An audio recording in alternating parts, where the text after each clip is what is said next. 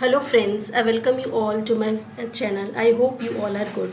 Friends, इस video में मैं एमसीक्यूज़ लेके आई हूँ जो कि हम 45 एमसीक्यूज़ देखेंगे जॉन डन से रिलेटेड। जैसा कि हम जानते हैं, उत्तराखंड एलटी के एग्ज़ाम्स जल्दी ही अगस्त में होने वाले हैं और उसके सिलेबस को ही मैं कवर करवा रही हूँ। इंग्लिश लिटरेचर का जो सिलेबस है यूके ट्रिपल एससी का, उसी को मैं कवर करवा रही हूँ और उसी सीरीज़ में मैं क्या लेके आई हूँ, जॉन डन से रिलेटेड इंपॉर्टेंट एमसीक्यूज़ लेके आई हूँ। ठीक है, आप इस एमसीक्यूज़ को देखिए। ठीक है, ये आपके एग्जाम्स में काफ़ी इंपॉर्टेंट साबित होंगे। So let's start with our first question which is saying Donne's work is often associated with which literary movement. तो बेसिकली जो डन है वो कौन से लिटरेरी मूवमेंट से बिलोंग करते थे, ये हमारा फर्स्ट क्वेश्चन है। देखिए, रोमांटिसिज्म, रेनेसांस, मॉडर्निज्म या विक्टोरियनिज्म। तो देखिए, the right answer is what. अगर आपने जॉन डन को पढ़ा होगा तो आप जानते होंगे कि वो कौन से एज से बिलोंग करते थे, वो रेनेसा से बिलोंग करते थे। So yes, B will be the right answer. Renaissance is the right answer. Now second question, which of the following is not a theme commonly found in Donne's poetry. तो कौन सी जो theme है उस पर mister done नहीं लिखा करते थे। तो देखिए, लव हो गया, रिलीजन हो गया, नेचर हो गया, पॉलिटिक्स हो गया। तो देखिए, लव पे वो लिखते थे, रिलीजन पे भी वो लिखते थे, नेचर पे भी लिखते थे। Politics is the right answer. D is the right answer, politics. Okay, so let's move on to our next question, which is question third. What profession did John Donne hold before becoming a poet. तो basically ये हमसे पूछ रहे हैं कि poet बनने से पहले वो कौन से प्रोफेशन, कौन से डिग्री या कौन सी कोर्स उन्होंने की हुई थी। देखिए, वो लॉयर थे, सोल्जर थे या मर्चेंट थे।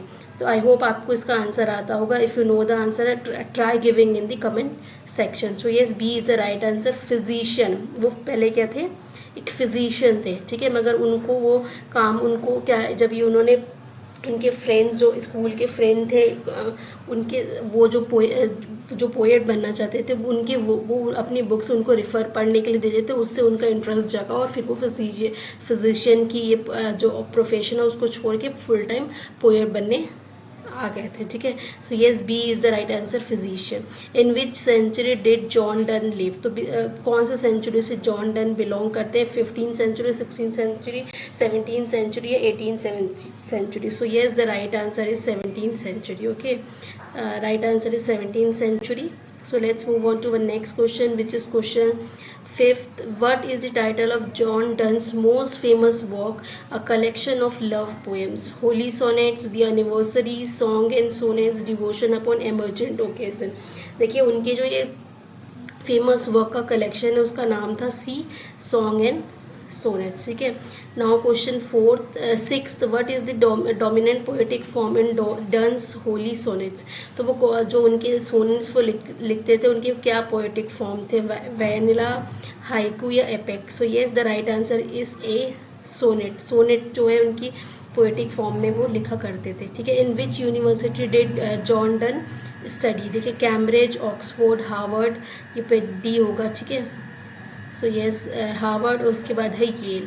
सो yes, from which university did he graduated from Cambridge university. A is the right answer. ठीक है, देखिए, मैं फ्रेंड इस सीरीज़ को काफ़ी स्पीड में और काफ़ी जल्दी जल्दी में कवर कराऊंगी, बिकॉज 45 क्वेश्चंस हैं और हमें इस सारे क्वेश्चंस को कवर करना है। ठीक है, so yes, now 8th question है, Donne's poem a valediction forbidding mourning uses which conceit to describe the lovers connection, metaphysical conceit, patriarchal conceit, epic simile, elegiac couplet. देखिए, जो right answer is A, metaphysical conceit. देखिए friend, साथ ही साथ मैं आप लोगों से ये रिक्वेस्ट करूँगी कि आप लोग इसके आंसर कमेंट सेक्शन में लिखते जाइए। ठीक है, क्वेश्चन के साथ, जैसे लाइक 8 का जो हो गया वो मेटाफिजिकल, अगर आपको इसका आंसर आता हो। ठीक है, तो देखिए 9th क्वेश्चन है, what is the central theme of Donne's poem. यहाँ पर देखिए डन होगा। ठीक है, डांस नहीं होगा, ये डन होगा, जॉन डन। ठीक है, इसको करेक्ट कर लीजिएगा।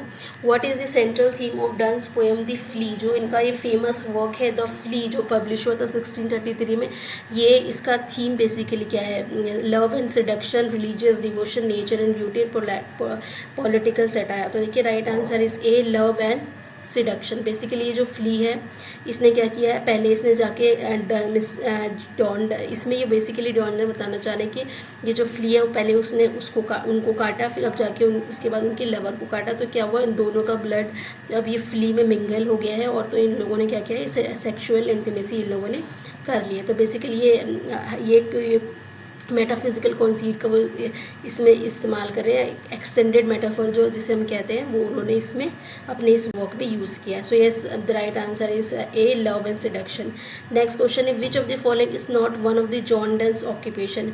तो इसमें से कौन से ऑक्यूपेशन उन्होंने नहीं होल्ड किया था। देखिए, वो एक डिप्लोमेट भी थे, ठीक है, प्रीस्ट भी थे, फिजिशियन भी थे। C is the right answer, वो प्ले राइट नहीं थे, ठीक है। So yes, next question is, Donne's poem death be not proud is a meditation on, ठीक है। तो जो डन का फेमस वर्क है death not be not proud, जिसमें उन्होंने डेथ को चैलेंज किया है, उसमें उनकी जो थीम है वो क्या है, फियर ऑफ डेथ, ठीक है, डेथ से ना डरे, ये उन्होंने इसमें कन्वे किया। हमें डेथ से डरने की ज़रूरत नहीं है, जैसे बेसिकली हम क्या करते हैं, हम अपनी मृत्यु से डर रहे होते हैं कि अरे हम तो मर जाएंगे, मैं कहीं मर ना जाऊँ, ये वगैरह। तो वो उन्होंने इसमें सजेस्ट किया है कि हमें डेथ से डरने की ज़रूरत नहीं है, और क्यों नहीं है उसके लिए आपको पूरी जो पोएम है उसको रीड करनी होगी, ठीक है।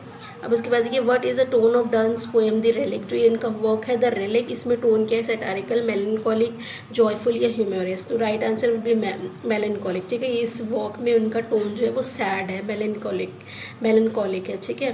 So yes, B is the right answer. Donne's poem the canonization explores the theme of. तो अब देखिए, जो कैनोनाइजेशन है उसमें बेसिकली थीम क्या है, ये आपसे पूछा जा रहा है, ठीक है। तो देखिए, जो कैनोनाइजेशन है इनमें इस जो है इन्होंने थीम यूज़ किया है political power, religious persecution, romantic love या nature and beauty. So the right answer will be C, romantic love, ठीक है। In Donne's poem the sun rising the speaker addresses. तो ये अपनी जो इनकी फेमस पोएम है सन राइजिंग, इसमें स्पीकर किसको एड्रेस कर रहे हैं, तो बेसिकली वो किसको एड्रेस कर रहे हैं, अपनी लवर को, हिज लवर, ठीक है। तो B will be the right answer. So ये नेक्स्ट मूविंग ऑन तो 15th क्वेश्चन, डर्न्स मेडिटेशन, ठीक है, contains a famous line, no man is an island. ये इनका एक फेमस वर्क है, ये जो इनका फेमस वर्क है मेडिटेशन वाला, इसमें ये लाइन दी गई है, no man is an island. तो बेसिकली पूछ रहा है कि what is the central theme of the meditation. तो देखिए, the right answer, love seduction, religious devotion, compassion and interconnectedness. उसके बाद देखिए, nature and beauty. The right answer will be C, compassion and interconnectedness, ठीक है। So yes, C is the right answer. Donne's poem the good morrow is a celebration of. देखिए, जो good morrow है इसमें क्या है, basically उन्होंने किस थीम पे काम किया है, वो इसमें रोमांटिक लव शो कर रहे हैं, ठीक है। So 16th answer will be B. What is the central theme of Donne's poem better my heart, three persons death, ठीक है। तो right answer will be this, romantic love, religious devotion, nature and beauty and political power, okay. So the right answer will be B, A, romantic love, ठीक है। So yes, Dunn's poem the Ecstasy explores the theme of. अब देखिए, जो इनका work है एकेस्टिसी, इसमें जो theme है उनका क्या है, लव एंड सिडक्शन, ठीक है। तो लव एंड सिडक्शन थीम पे उन्होंने लिखा हुआ है इस पोएम पे। उसके बाद देखिए 19th question, what is the tone of Donne's poem a hymn to the God to father, ठीक है। इसमें अभी बेसिकली पूछ रहे सेटारिकल है, मेलनकॉलिक है, जॉयफुल है या ह्यूमरस है। तो the right answer will be C, humorous, ठीक है। Donne's poem the flea uses the image of flea to what, to symbolize death, advocate for celibacy, celebrates love, physical union. So C will be the right answer, celebrates love, physical union, ठीक है। So yes, in Donne's poem the apparition the speaker encounters, किसको encounter कर रहा है basically, तो इनकी जो work है द एपरिएशन, इसमें इन्होंने एनकाउंटर किया है एक गोस्ट को, ठीक है। So yes, A will be the right answer. What is the central theme of Donne's poem the anniversary. तो बेसिकली जो एनिवर्सरी इनका वर्क है, इस पर कौन सा थीम है इनका, तो देखिए जो एनिवर्सरी थीम है ये क्या है, नेचर एंड ब्यूटी पे है, ठीक है। So yes, C is the right answer. So yes, the central theme of Donne's poem The Anniversary is nature and beauty. So now moving on to our next question, which is Donne's poem A Valediction Forbidding Mourning is often interpreted as, ठीक है, A Farewell to Deceased Loved One, ठीक है। इसके बाद देखिए यहाँ पर है A Farewell to Deceased Loved One, A Celebration of New Beginnings, ठीक है। And after that is an exploration of religious themes और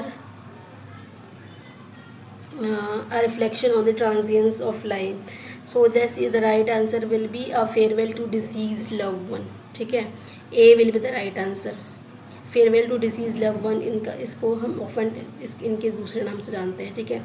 second question is in Donne's poem The Canonization the lovers are compared to a saints. Lovers को Saint से compare किया गया है, ठीक है। So yes, 25th in Donne's poem The Ecstasia the lovers soul are describes as, तो इसमें lovers के सोल को कैसे डिस्क्राइब किया गया है, एज अ बर्ड, ठीक है। लवर्स के सोल को बर्ड डिस्क्राइब किया गया। What is the central theme of Donne's poem The Will? अब जो विल है उनका सेंट्रल थीम क्या है, पॉलिटिकल पावर, ठीक है। So yes, D is the right answer. जो विल इनका वन है और पॉलिटिकल पावर है। Donne's poem The Relic is known for its, तो जैसे मैंने अभी आप लोगों को ऊपर बताया, जो रेलिक है इसमें जो इनके थीम है वो क्या है, वो है मेलनकॉली, ठीक है। So yes, B is the right answer. What is the central theme of Donne's poem The Dream? अब जो ड्रीम वॉक है इन्होंने लिखा है उसमें सेंट्रल थीम है इनका romantic love. A is the right answer, ठीक है। So yes, Donne's poem Break of Day is a meditation of, break of day जो इन्होंने लिखा है ये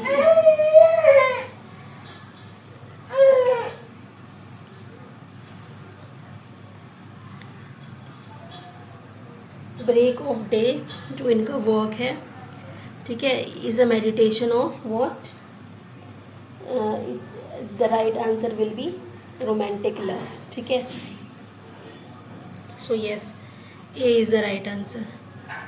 What is the central theme of Donne's poem The Bait? The Bait जो poem है इनका भी थीम क्या है, रोमांटिक लव, ठीक है। तो देखिए काफ़ी सारे रोमांटिक लव की जो थीम है उस पर इन्होंने लिखा है, ठीक है। So next question is Donne's poem A Nocturne upon St. Lucy's Day reflects on, so the right answer will be the winter solstice, ठीक है। Next, in Donne's poem The Triple Fool, the speaker describe himself as a fool for, so the right answer will be A, love. Next question is what is the central theme of Donne's poem The Legacy? अब जो इनका work है The Legacy वाला, इसमें जो इनका central theme है वो है A, रोमांटिक लव, ठीक है। Donne's poem Lover's Growth compares love to a flower. इनका जो वर्क है love's growth, ठीक है, इन्होंने कंपेयर किया है लव को एक फूल से, एक फ्लावर से, ठीक है। So A will be the right answer. In Donne's poem the token the speaker sends a token to his lover as a symbol of, इन्होंने टोकन दिया है as a symbol of love, ठीक है। What is the central theme of Donne's poem the indifferent? So the indifferent जो इनका work है इसका जो थीम है वो क्या है, रोमांटिक लव, ठीक है। So yes, A will be the right answer. Next, moving on to the next question, which is question 37. Donne's poem The Flea is a metaphysical conceit that explores the theme of, जैसे ही question पीछे थोड़ा उससे मिलता है तो right answer will be B, love and seduction. जो flea है इनमें इन्होंने सेक्सुअल इंटीमेसी के बारे में, ठीक है, उन्होंने बात की है, ठीक है। So love is seduction is the basic theme of this. In Donne's poem To His Mistress Going to Bed, the speaker celebrates, देखिए to mistress going to his mistress going to bed is also a romantic love, ठीक है, he is celebrating a romantic love. So yes, the right answer is romantic love. 39. What is the central theme of Donne's poem The Prohibition? अब देखिए जो prohibition है इसमें भी वो क्या कर रहे हैं, रोमांटिक लव के थीम पे लिख रहे हैं, ठीक है। Dern swim dance poem the will reflects on inability of. तो इनका जो विल पोएम है, इनमें क्या इन्होंने इनएबिलिटी मतलब जिसको हम जो रोका ना जा सके, इनएविटेबल होता है, कि इसके बारे में बात करें, वो डेथ के बारे में बात कर रहे हैं, ठीक है। So yes, death is the right answer. In Donne's poem break of day the speaker explore his lover not to. जो इनका ये ब्रेक ऑफ डे वॉक है, इसमें वो अपने स्पीकर से कह रहे हैं कि क्या आपको क्या करने की ज़रूरत नहीं है, राइज फ्रॉम बेड, आपको बेड से उठने की ज़रूरत नहीं है, ठीक है। What is the central theme of Donne's poem the triple fool. इसमें भी देखिए जो ट्रिपल फूल है, इन्होंने रोमांटिक लव के थीम पे ही लिखा है, ठीक है। तो काफ़ी सारे वर्क उनके रोमांटिक लव पे हैं। देखिए 41th question is in Donne's poem break of day, in Donne's poem the break of day speaker explore his lover not to, sorry ये ऐसे थोड़ा प्रॉब्लम हो गई है इसमें, ठीक है, डोंट माइंड इट। आफ्टर देखिए उसके बाद है Donne's poem the good morrow is a celebration of. देखिए द गुड मैरो है जो कि बेसिकली द गुड मॉर्निंग जिसका मीनिंग है, तो उसका भी थीम क्या है, romantic love. What is the central theme of Donne's poem a valediction of weeping, ठीक है। तो अ वैलिडिक्शन ऑफ वीपिंग जो है बेसिकली ये भी उन्होंने एक रोमांटिक लव पे लिखा है, ठीक है। तो देखिए काफ़ी सारे वर्क उनके रोमांटिक लव पे हैं, ठीक है। उसके बाद देखिए 45th क्वेश्चन जो कि हमारा लास्ट क्वेश्चन भी है। In Donne's poem a valediction of weeping the speaker compares tears to. तो स्पीकर ने टीयर्स को किससे कंपेयर किया है, डायमंड से कंपेयर किया है, ठीक है। So A will be the right answer, ठीक है। तो देखिए बेसिकली फ्रेंड 45 क्वेश्चंस पे लेके आई थी और मैंने काफ़ी स्पीड से इसको कवर अप किया है। अगर मैं इसके एक एक पॉइंट्स को जो समझाऊँ, जो कि मैं समझाना चाहती हूँ बेसिकली, बट ये क्या होगा, वीडियो काफ़ी लंबा हो जाएगा, ठीक है। एक एक पॉइंट इनका जो काफ़ी सारे वर्क इसमें कवर किए गए हैं, उसके अलावा जो एक एक पॉइंट है इसके बारे में अगर हम बात करने बैठे तो काफ़ी लंबी बात हो सकती है, ठीक है। बट मैं इस 45 कवर्स क्वेश्चंस को बेसिकली बस मैं जल्दी से कवर करना चाहती थी, ताकि क्या हो कि हमारा वीडियो काफ़ी लॉन्ग ना हो जाए। अब अगर हम बात करें इन पोएम के को समझने की डीपली, ठीक है, इनके बारे में और अच्छे से समझने के लिए, तो मैं इससे रिलेटेड वीडियोस बनाऊंगी, ठीक है। उसको आप देखिएगा, ठीक है। तो आप इसके बारे ये वर्क्स इसको देख रहे हैं तो इनके बारे में आपको और अच्छे से जानने को मिलेगा, ठीक है। सो इसके लिए मैं देखिए 45 क्वेश्चंस हमारे यहाँ पूरे होते हैं। इसी तरह मैं और वीडियोस अदर ऑथर्स से रिलेटेड लेके आऊँगी एंड होप आप लोग को ये वीडियो अच्छे लगे होंगे, आपके लिए इम्पॉर्टेंट लगे होंगे, ठीक है, आपके एग्ज़ाम में हेल्पफुल साबित हुए आपके लिए, ठीक है। So till then thank you for watching and coming to my video. So thank you, till then, bye, take care.